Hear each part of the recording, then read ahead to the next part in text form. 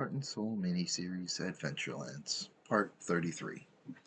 As the monster was about to reach me, my spell launched itself from my controller. At the same moment, Mr. Peralta showed up out of nowhere, driving his knee into the monster's face. Unfortunately, his horrible timing put him smack dab between my spell and the monster. So, instead of the monster, it hit him. I don't know what happened after that. I was falling over and blacking out as soon as the spell had left my controller. By the time it reached him, I was already out for the count. I woke up sometime later in the medical ward of the school. There were burn scars covering my right side. What happened? I groaned out. There was a huge explosion. You're lucky to have survived. If not for Mr. Peralta here, you'd have been gone like the rest of the people in those buildings. Mr. Peralta leaned in and quietly but very seriously said, "Maybe you should stop trying to use your magic until you get a handle on how to control it." I was too stunned to move. I had killed people? And not just one or two, but several buildings full. I had no idea what I could do, what I could say. There was nothing I could do. I just sat there, frozen. The only sound I could hear was the blood rushing in my ears. I think someone was talking, but I couldn't hear a word of it. When my mom walked into the room, she had a huge relieved looking smile on her face. "Thank the good. You're okay." It came out sounding far more rehearsed than it probably should have, but I was just so happy to see her that I didn't care. I held my arms out, asking for a hug. After a few moments that felt far longer than they probably should have, she came over. Then, as awkwardly as she always had, she gave me one of her best hugs. It was never a comforting thing the way she did it. After all, I knew she never liked to be touched by anyone. However, it was so obvious that she understood it was the only thing that would help. I have to fix that. Especially hugs from her. Whenever she relented enough to actually touch someone, it was proof that she was trying to be my mom. As soon as her arms had wrapped all the way around me, I knew something was very wrong. It was her hug, but at the same time, not her hug. It was a strange feeling that I could only dub Schrodinger's hug. I thought about it for a while and realized that it was the first time she'd hugged me in a year. I hoped that that was the reason. I was hoping with every part of me that she was just even more out of practice than normal. When she broke the hug, she backed up. As seriously as always, she demanded, "Blank! What were you doing at far from the dorm? Especially so late at night?" I didn't specifically say it, but I assumed you understood that if you get caught acting like a delinquent, I'm going to have to move you back into your old room. Now, I expect you to straighten up, fly right, and get back on the garden path I worked so hard to clear and shape for you. "Yes, Mom," I intoned. I didn't fully understand what she'd meant, but I didn't care too much either. She was always telling me to do what she said without ever giving a single good reason to do so. I knew how she wanted me to act. She wanted me to be a soldier in her army. The only uh, my only thoughts should have been how to make her life easier. But if anything, I think a little too much about everything else. I can't help it. It's just the way I'm built. A few nurses came to take me to another healer, one that could work on erasing the scars. In no time, I was back to my old self and cleared to leave the medical wing. Mom walked me out of the building and all the way to my dorm. I was a little surprised, a lot embarrassed, but mostly I was grateful. This was the most mom she'd ever been. This was the most mom she'd been in almost as long as I could remember. And I really needed that right now. When we got back to my dorm, she came inside to look around. She picked up everything that I'd moved to a new place and put them back just where she liked them. It was annoying, but also a relief. Now that I knew demons were real, I was worried by her recent changes, but I couldn't imagine a demon would walk me to my dorm and care where I kept my stuff. My mom had always waited. Mom had always wanted me to keep certain things in my room the way she liked them, even though she barely ever looked inside.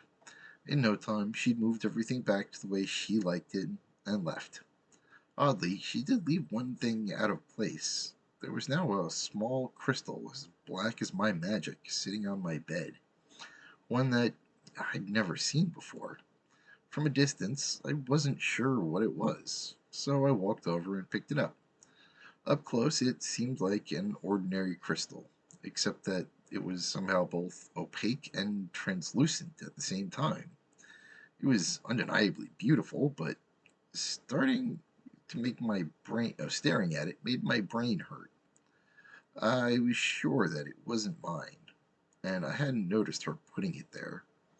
After a moment, I shrugged and gave up. I had no idea what it was or where it had come from, but I did feel an odd connection to it, so I shoved it in my pocket.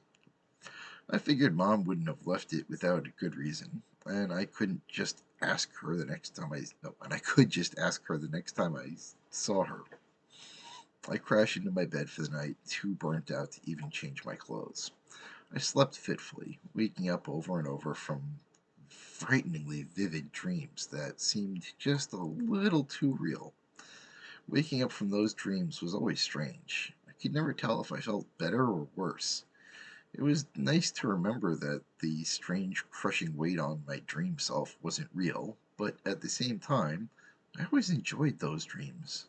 Despite often being in terrible circumstances during them, I was usually trying to keep up with beloved friends or even family. Maybe even my birth family, I think. It's since I can't remember any family other than Headmaster Mom, it's hard to make any kind of educated guess. I got ready for classes quickly, and then decided to risk something stupid. I got out my controllers and pointed them in the direction of my homeroom, cleared my mind, and pushed the A button as I pulled the B trigger. In a moment, I opened my eyes inside my homeroom and saw Mr. Peralta standing there, frowning at me seriously. I thought we agreed that you wouldn't be using your magic until you figured out how to control it. Out loud, I may have said something to that effect, but you're an adult. You should know. Teenagers lie.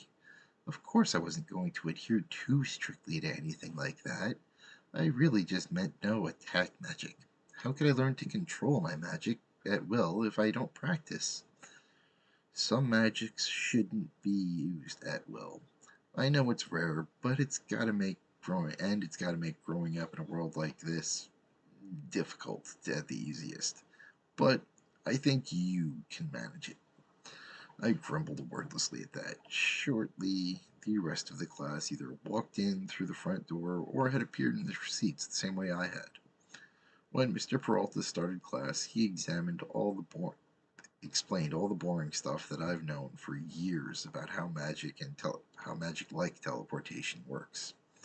Since I'd spent my entire childhood crawling around the school, listening to every lesson they teach, I was probably the only kid my age that thought of spending time in school as rebellious fun. Before I knew it, the period had finished, and the class was heading out to the practical. I was still not allowed to practice thanks to Mr. Peralta's jerk rules, but I was so bored that I needed to do something, so I wandered into the heart of the city. Even if that crazy monster attacked again, with so many people out and about around this time of the day, at least one of them should be strong enough to deal with that thing so I could just run without risking a spell I can't control. As I wandered closer to the heart of the city, most of the shops seemed to be increasingly cluttered with superfluous items. I wandered from shop to shop, not really seeing anything in front of my eyes. Eventually, I stumbled into a weapon shop. I had no real reason to be there, but as I wandered the aisles, something strange caught my eye. It was a small knife with a blade that was such a deep black I'd only ever seen anything similar in my own mind when casting a spell. I picked it up to admire it. As I did, the shop owner hustled over, seemingly noticing the potential for a sale written on my face. He piped up to say, "That blade was crafted by one of the best knifesmiths in the country. Then it was enchanted by a mage who specializes in color magic. So the entire knife is the same deep black, and will stay that way no matter how it's sharpened." He said that as if the color of the blade would somehow affect the way it worked, but I didn't really care about how it cut. My eyes were locked onto the deepest black I'd ever seen outside of my own head. How much is it?" I asked, not really caring what the answer was, because I had to have this blade. The merchant looked me up and down before answering. "What you got?" "Not much on me. Mom hasn't given me any allowance since I moved into the dorms. But I do have this," I said, and grabbed everything in my pockets.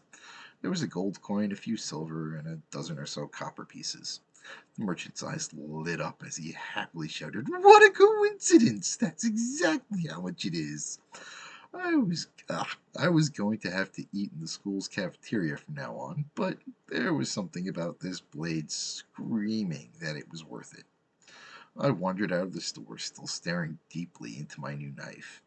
Since I was out of money, I really didn't want to keep wandering around the stores when I had no hope of buying anything else. I absentmindedly headed back to the dorms. It wasn't until I was close enough to see the dorms that I realized my obvious mistake. The dorms were far from the heart of the city. Despite that obvious knowledge, when I heard the monster bellowing again, it took me completely by surprise. I impotently held my new knife out, not willing to grab my controllers and risk hurting my mom's school with an attack I had no control over. Honestly, I was only concerned about my own room.